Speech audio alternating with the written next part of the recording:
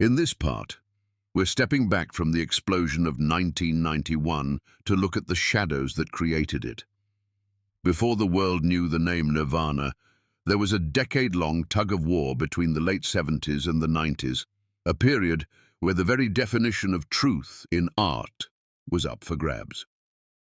We are shifting our lens toward the culturological and musical forces that shaped a generation. We're exploring how the raw wreckage of the late 70s was nearly swallowed by the corporate gloss of the 80s, and how one isolated city tucked away in the rainy corner of the Pacific Northwest became the only place where that wreckage could stay alive. If we want to understand why grunge sounded like it did, we have to understand what it was fighting against. We have to look at the pre-80s, not as a time of nostalgia, but as a site of philosophical resistance. The German philosopher Theodor Adorno believed that once a society gets broken enough, its art must also become broken. He championed negative aesthetics, the idea that true art must refuse to be pretty. If the world is full of fracture and lies, a harmonious melody is just a comforting illusion, a mask. By the late 1970s, the world was broken. The utopian promise of the 60s was a hangover. Economic stagnation, a rising fear of nuclear annihilation, and the literal rotting of major cities created a landscape of existential dread. Politically and sociologically, the atmosphere was one of stagnation. The post-war economic boom had evaporated. In cities like New York, London, and even the industrial hubs of the Pacific Northwest, the infrastructure was literally rotting. This wasn't just an economic crisis, it was a culturological identity crisis. The peace and love dream of the 60s had been replaced by the no-future reality of the late 70s. We often view grunge as the response to the neon excess of the 1980s, but that's only half the truth. Grunge wasn't born from the 80s, it was the late 70s, finally letting out a decade's worth of held breath. For a flickering moment, the late 70s had a negative aesthetic. It was called punk. It was ugly. It was loud. It was dissonant. It was the perfect rejection of the glossy corporate rock that had standardized the counterculture. But Adorno also warned us about the culture industry. He knew that the system cannot tolerate genuine dissonance for long. By 1979, the industry did what it does best. It sanitized the rebellion. They took the aesthetic of punk, the clothes, the energy, but stripped away the political and economic danger. They reified it. They turned it into a commodity called New Wave.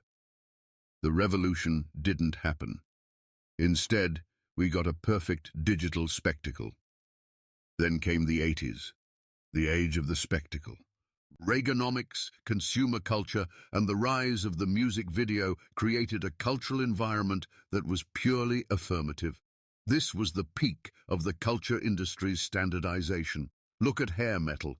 It looked like rebellion, but it was just pseudo-individualization. Every band was a standardized product, the same power ballads, the same visual excess, the same macho posturing. It was social wallpaper designed to make an increasingly alienated population feel happy and comfortable. Sociologically, the generation that created grunge, Gen X, grew up with some unique pressures. They were the first latchkey kids, raised by television because their parents were both working or divorced.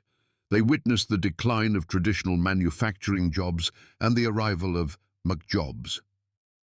They were growing up inside a lie. The culture industry promised infinite happiness, but reality was grey, damp and isolated. And nowhere was that isolation felt more than in the Pacific Northwest. Seattle in the 1980s was geographically and culturally marooned. It was irrelevant to the major record labels in LA and NY. This isolation was a death sentence for mainstream pop culture success, but it was salvation for something authentic, Because nobody cared what was happening in Seattle, the local scene had the freedom to reject the 80s spectacle entirely. In the rain and the warehouses, they were time-traveling back to the late 70s. They were reviving the heavy sound of Black Sabbath and combining it with the raw, nihilistic power of Black Flag. They were creating the very dissonance the culture industry had neutralized a decade before. In 1988, the Seattle label Sub Pop began to package this sound. Bands like Green River, Soundgarden, and the Melvins were releasing music that sounded like a building collapsing. This was Adorno's dream realized.